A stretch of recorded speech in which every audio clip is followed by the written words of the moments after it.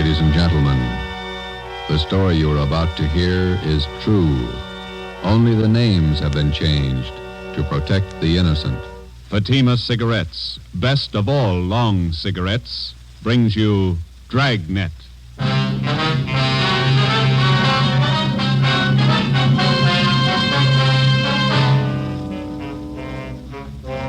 You're a detective sergeant.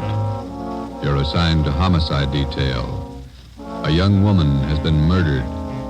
The body was discovered behind locked doors. The assassin is still at large. Your job, find him. If you want a long cigarette, smoke the best of long cigarettes. Smoke Fatima. Fatima is the long cigarette which contains the finest Turkish and domestic tobaccos superbly blended to make Fatima extra mild. And that's why Fatima has a much different, much better flavor and aroma than any other long cigarette. That's why Fatima is doubling and redoubling its smokers. So, if you want a long cigarette, smoke the best of all long cigarettes. Smoke Fatima. Dragnet, the documented drama of an actual crime. For the next 30 minutes, in cooperation with the Los Angeles Police Department, you will travel step by step on the side of the law through an actual case from official police files. From beginning to end, from crime to punishment, Dragnet is the story of your police force in action. It was Tuesday, January 9th. It was stormy in Los Angeles. We were working a day watch out of homicide detail. My partner's Ben Romero, and my name's Friday. I was on the way to work, and it was 6:45 a.m. when I got to the steps of the City Hall, the Main Street entrance. Hey, Joe, wait up. Morning, Ben. When did they call you? 5 a.m. Donahoe called you? Yeah, miserable out, isn't it? It's pretty wet. My feet are soaking wet. See the transfer list? Yeah. New chief of detectives? Wait a minute, I want to get some gum. Pack of spearmint. Yeah, I heard about the new chief. Thad Brown. Good man. Piece of gum? Thanks. I wish they'd make up their minds about our shift. Work days, they call you back nights. Work nights, they call you back days. Why don't you put in for a desk job? And we'd never have to call you back. You're here all the time. No, you're just hard to please. Here we are.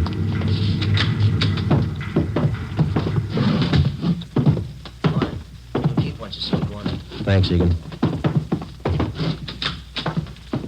Gentlemen, sit down. That's a great way to start off as your new chief. Call you back on a rotten morning like this. I'm glad you got the job, Thad. Yeah, congratulations, Chief. It's hard to follow a man like Ed Backstrand. Gonna need your help. You got it. Here's why I called you back. Laura Barkley. With the dead body report, nightclub entertainer. Landlady found the body an hour ago. Who's covering? Burton and Anderson, they're out there now. Strangled, huh? Well, the lamp cord. Still trying to figure out how the guy got in the house. Doors and windows all locked. Yeah. The tact. That the motive? For now, yeah. I just came from there. I think there's more. Any reason? Her room wasn't prowled. Yeah.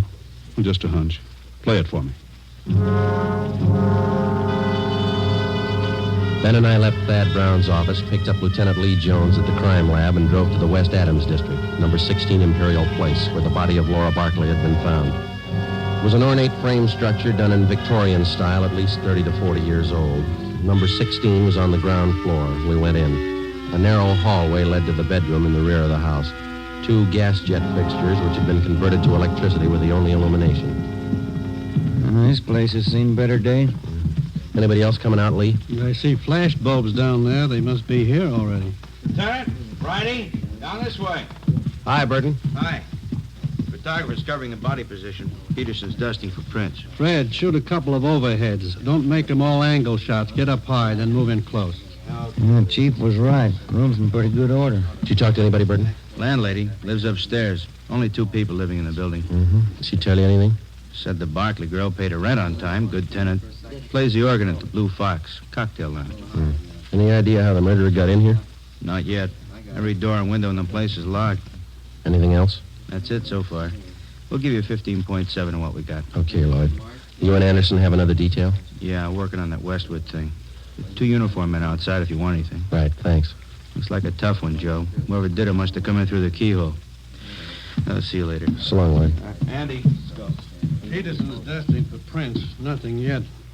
Only piece of physical evidence so far, the lamp cord she was strangled with. I'll run it through downtown. Not a sign of a struggle. Maybe she wanted to die. Check the bathroom, will you, Ben? Yeah. I'll look around the kitchen. Hey, Pete, have you dusted the lamps yet? Not this one. I'm going to keep this.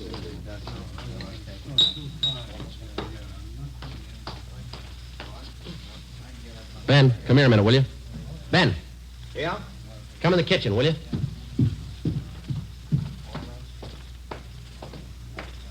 You got a pencil? Oh, yeah. Yeah, here you are. Okay. Take a look at this garbage chute here. Let me see. About 8 feet to the ground. Yeah, big enough for a man to get through. Oh, yeah. Yeah, no problem. Lee. I'll be right there. That could be the answer, Joe. Well, he either got in this way or he was in the house when she came home. What do you got? Garbage chute here. What do you think? Could be. Let me grab a kit. Let's see. Aluminum powder. There it is.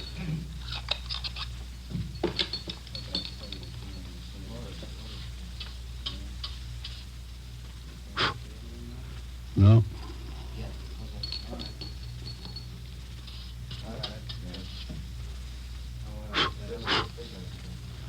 No, nothing on the outside of the lid. Looked pretty clean. Must have just been scrubbed. Abrasions here. Got a pencil? Here, I'll get it. Hold it up there, will you?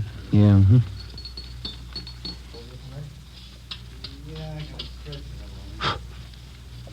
Yeah.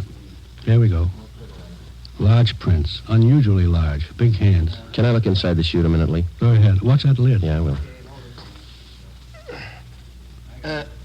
Looks like it's blocked off upstairs. This thing hasn't been used for garbage for some time. Most of them were condemned a few years back.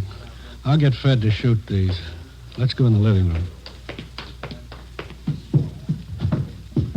That desk been dusted, Lee? Yeah, it's clean. Go ahead.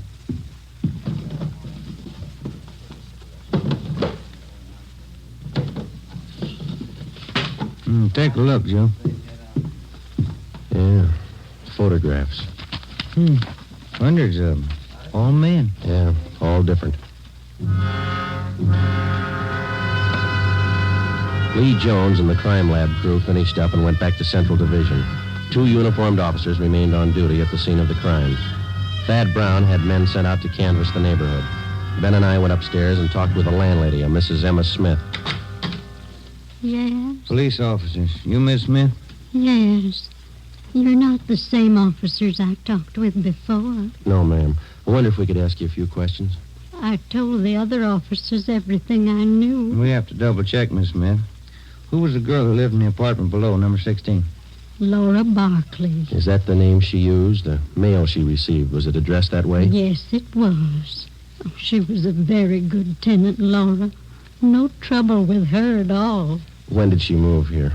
Oh, about 4 or 5 years ago. I have the rent receipts. I always save receipts. Did she always live by herself? Oh, yes. That apartment rents to one person only. Did she have many visitors, friends dropping in? None that I ever saw. Pretty much to herself, Laura. The men came yesterday and took it away. What's that, ma'am? The organ. Electric one. Laura rented it from a big downtown firm. Used to practice all the time. My, it was beautiful. Yeah. In the gloaming. She used to play that for me. Mrs. Smith, when did the men come and take the organ away? Yesterday, in the afternoon, about 4:30. Was Miss Barkley at home when they came? No, she wasn't. She left me a note to let them in, so I let them in. I never allow anyone in the apartment without a note. You know the name of the company where she rented the organ? Braziers, it was called, down on South Spring. Well, didn't you think it was unusual that Miss Barkley didn't have any friends? Now, officer, I didn't say Laura didn't have any friends. What I said was that she didn't have any friends who came to see her here. She moved here from a hotel for women. That's the reference she gave me. I see. I wonder if you could give us the address of that hotel, please. I'll write it down for you. Thank you. Miss Smith, did you hear any unusual sounds in Miss Barkley's flat last night? Anything out of the ordinary? If I had, I would have called the police and we'd have saved a girl's life. Well, thank you very much, Miss Smith. Here's our card. If there's anything you think of after we've gone, don't hesitate to call us. Thank you, I will. I hope you get the dirty men who killed Laura. We didn't say it was men, Miss Smith. Well, isn't it always a man? Before we left Mrs. Emma Smith, we asked her about the garbage chute. She said it had not been in use for the last 4 years. We showed her the stack of photos. She could identify none of them. We drove back to Central Division. We checked Brazier's music store. The 2 men who moved the organ were checked out and cleared. We went to the Wynn Hotel for young ladies. They could tell us nothing. Laura Barkley's references were all good. We went back to the office and met with Chief of Detectives Thad Brown. You think he got in through the garbage chute? That's the way it looks, Chief. Went all over the apartment. If there's another way, we haven't found it. All right, you know how he got in. Who is he? We got out an APB on his M.O., latent fingerprints, and making a run on those prints we found. You got an idea about these pictures here. Most of them theatrical stills, show people. Frank Latour and his canine circus. To Laura, all my love, Frank. Tell you what you do. Here's a guy I checked with this morning. Bernard Carubian, theatrical booking agent, huh? Yeah, Barney's office is down in the Orpheum building, 8th and Hill. He booked her into the Blue Fox. See what he can tell you. Right. I'll grab the pictures, Ben, huh? Oh, yeah. Well, you got more than you started with. Yeah, those fingerprints. We get a make on him, we'll be close to the guy. So was the Barkley girl. But he got away.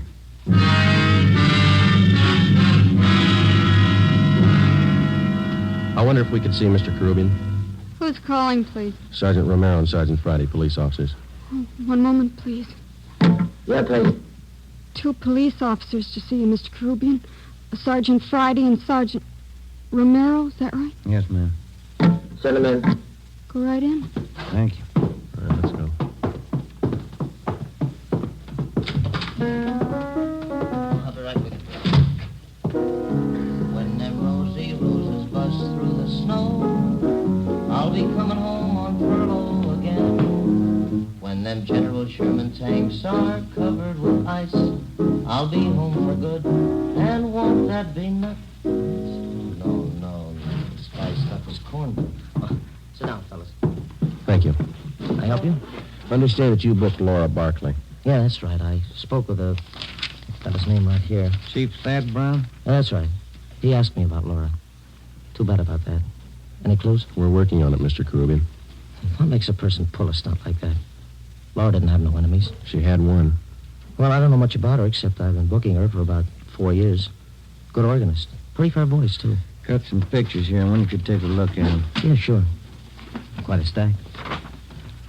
Yeah, old Frankie Latour and them dogs. Great act. I book 'em. Ricky Rogan, King of the Tap. Gus Soronoko and that singing seal of his. Yeah, I know all these people. I book 'em all. Did Laura Barkley work with all these people? One time or another, yeah. During the war, USO camp shows, you know. Do you know whether she was close to any of them? Well, come to think of it, she was. That Frankie Latour, crazy about them dogs of his. No, I mean the men themselves. Anybody that she seemed particularly interested in? Never heard her mention anybody. Pretty girl. Did you know her very well, Mr. Groovy? Only when she came in and out of town on an engagement. I'm a married man. Well, then you don't think there's anything to these pictures here of hers, huh? Well, I wouldn't say so. When you're on the road, you always collect photos of the people you work with. Souvenirs. Mm-hmm. Well, thank you very much, Mr. Carubian. Here's our card. You betcha. I sure hope you catch the guy. Wonder why he picked on Laura. Sometimes they don't have a reason. When we left Bernard Carubian's office, we checked by the Blue Fox Cocktail Lounge. It was still early. The sign said open 5 p.m. It was 3:15. We went to the morgue in the basement of the Hall of Justice and looked at the coroner's report. The autopsy report stated that the cause of death for Laura Barkley was strangulation. We went to the second floor of the Old City Jail building, the crime lab. Nothing on the lamp cord. Standard UL 110 line. About anywhere. No prints. How about the chute, Lee? Went back there and rechecked. You were right. The guy got in through the garbage chute. Found more of the same prints along with some cloth impressions in the dust. Tell you anything? The guy was wearing some kind of tweed, Donegal, 15 to the inch. How about the size of a man, Lee? How big could he be to clear that chute? It had a 20-inch diameter. Almost any man could squeeze through that. Check the ground level of the chute. Cement, no footprints. You don't have too much for it. I got one thing for you. What's that? I think I found your motive, and not the one listed on the report. Yeah? Here are the blow-ups of the body. It's 36 by 54 here. Hold that in, will you, Ben? No, I don't. Look through this magnifying glass here. The right hand. Yeah. See where I'm pointing? Ring finger, yeah. Look like ring marks. That's right. Pretty wide. Must have been good-sized rings. Well, they might still be in that room. I called Thad Brown. He had the room rechecked. No sign. And you think we got a burglary motive on our hands? That's my guess. Thad had the boys check with the landlady. She didn't know anything about any rings the Barkley girl might have had. That doesn't help. I think I got something else here. Library book. Hers? Her cards in one of the pockets inside, checked out from the L.A. Public Library main branch. Mm-hmm.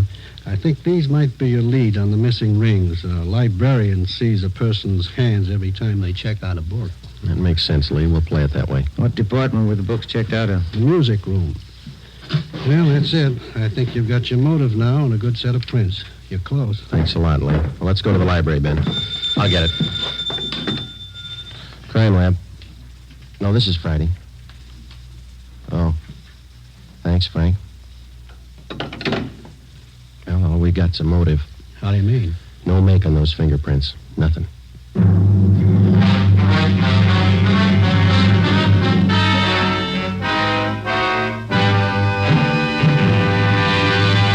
You are listening to Dragnet for the solution to an actual case from official police files.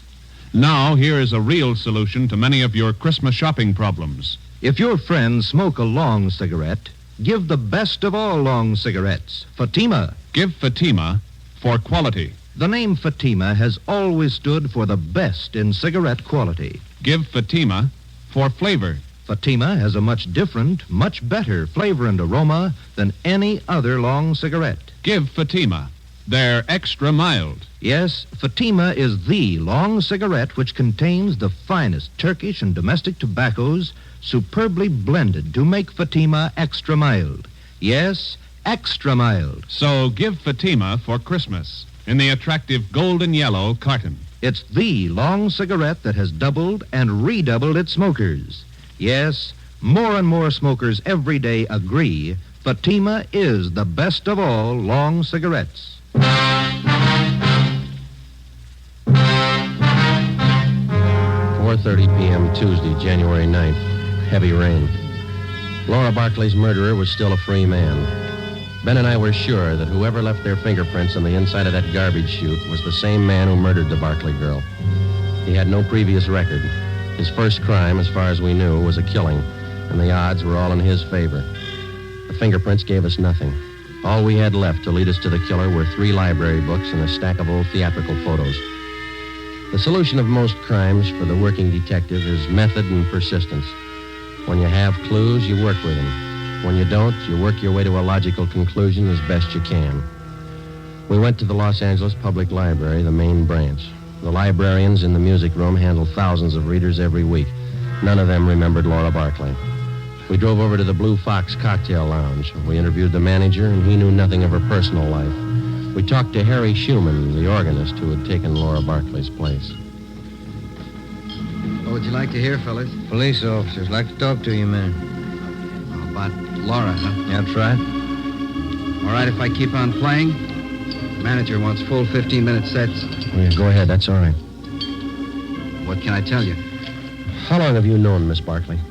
Oh, 4 or 5 years. It's a terrible thing. You got to get whoever did it. Yeah, we're going to try. Can you think of anybody that might have killed her? I know you ask that question of everybody. I don't know. Does anybody ever know for sure? Sometimes. Well, I don't know. When you think of a person, you never think who might murder him. Maybe you might know a few things about her that you could fill us in on. I'll try. She go in for jewelry much? Rings, things like that? Funny you should ask that. She was nuts for it. Good things. Rings? Had a couple of beauties. Diamonds they were, big stones. Cost $4,000. I know she used to put most of her money into those rings. She buy 'em on time? Yeah. I remember one night she was overjoyed. The night she paid them off. Cost a lot of dough. Can you describe those rings for us? Not too good. I can give you the name of the jeweler she bought them from. That'll do. Do you know anybody else that we might talk to? Don't know any of her friends. She was an only child. No living relatives that I know of. How about her landlady? Yeah. I guess that's it, Harry. Thank you. For what? I wish I could help more. If everybody had your attitude, we'd be out of a job. Before we left the Blue Fox, Harry Schumann gave us the address of Laura Barkley's jeweler. The next morning, we checked with the manager of the store, and he gave us a complete description of the 2 diamond rings which the dead girl had purchased. They were valued at $4,000. He gave us detailed drawings of the rings. We went back to the office, gave the information to burglary detail. An all-points bulletin was put out describing them. Pawn shops throughout the city and state were alerted to watch for the stolen rings. We had lunch with Chief Thad Brown at Costa's Cafe. Never mind, O'Mara. I'll get it. Oh, thank you, Chief. I'll get the tip. The stew was good. Do I have some change for the cigarette machine? Thanks. Need any cigarettes, Joe? No, thanks, Thad.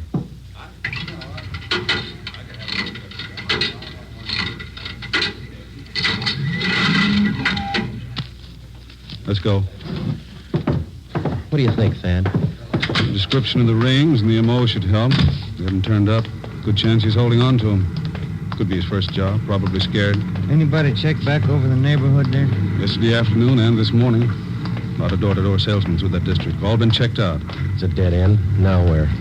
If only those prints are checked out. Well, they didn't.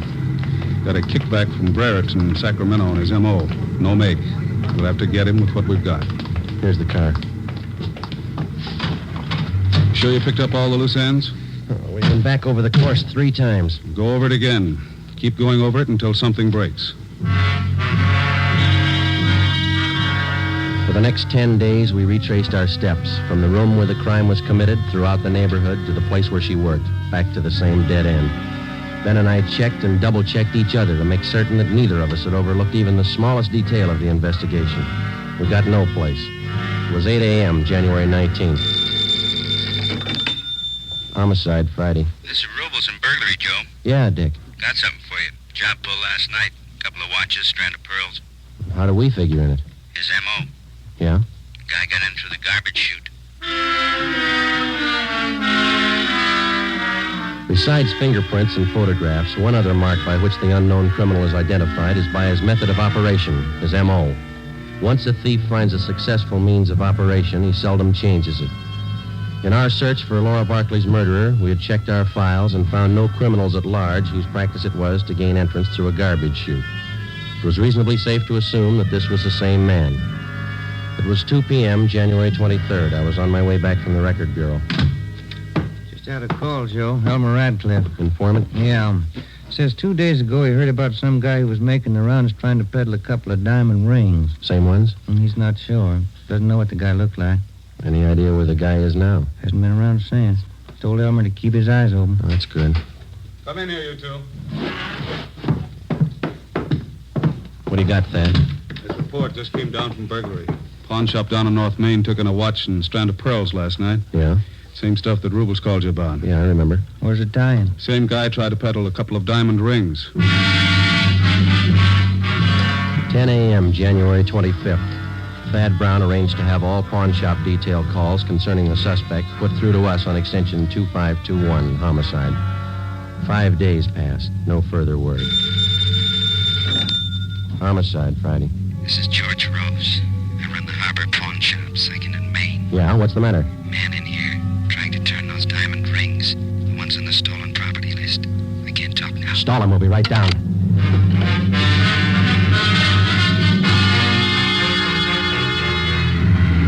Come on, Ben, move it. Yeah? The next corner. There it is. Just up the block. Pull up. All right, let's go. Yeah. Here we are. Say, fella, look out, Joe. He's got a gun. You all right, Joe? Yeah. Out the back way. Let's get him.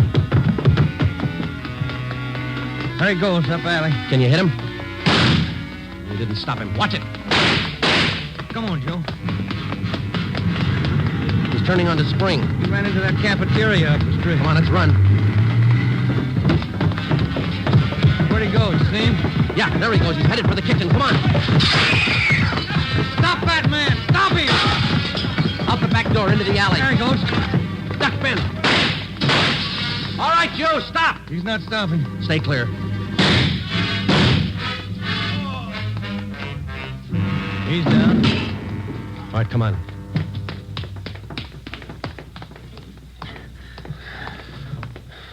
All right, get his gun. Yeah. He got him in the leg, Joe. Hit his head when he fell. All right, snap him on. Huh. Look on the little finger of his right hand. 2 diamond rings. Yeah. Doesn't make sense, does it? What's that? $4,000 worth of diamonds, and he's lying on a pile of garbage.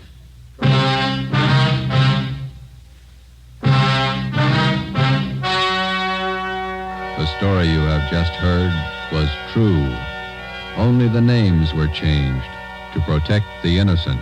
On April 2nd, 1947, trial was held in Superior Court, Department 81, City and County of Los Angeles, State of California. In a moment, the results of that trial. Now, here are authentic reports from all over the country that tell the story of Fatima's sensational increase in popularity. New Orleans Division. Fatima sales up 300%. Detroit Division. Fatima sales up 348%. Los Angeles Division. Fatima sales up 545%. More and more smokers agree Fatima is the best of long cigarettes. So enjoy Fatima yourself and give extra mild Fatimas for Christmas in the attractive golden yellow carton. Everyone who smokes Fatima says that this great new long cigarette is the best of all long cigarettes.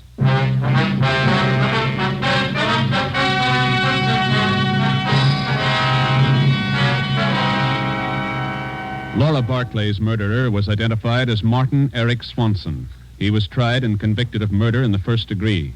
His case was fought through the Supreme Court of California and in the United States Supreme Court. In both instances, his conviction was upheld. Last Friday morning, after a delay of 5 years, Martin Eric Swanson was executed in the lethal gas chamber at the state penitentiary. You have just heard Dragnet, a new series of authentic cases from official files. Technical advice for Dragnet comes from the Office of Acting Chief of Police W.A. Wharton, Los Angeles Police Department. Dragnet honors the city of Youngstown, state of Ohio, and the men who make up the Youngstown Police Department, another of America's great law enforcement agencies. One of these men, Chief of Police Edward J. Allen, honored as Policeman of the Year, who dedicates his life so that yours might be more secure. Fatima Cigarettes, best of all long cigarettes, has brought you Dragnet from Los Angeles.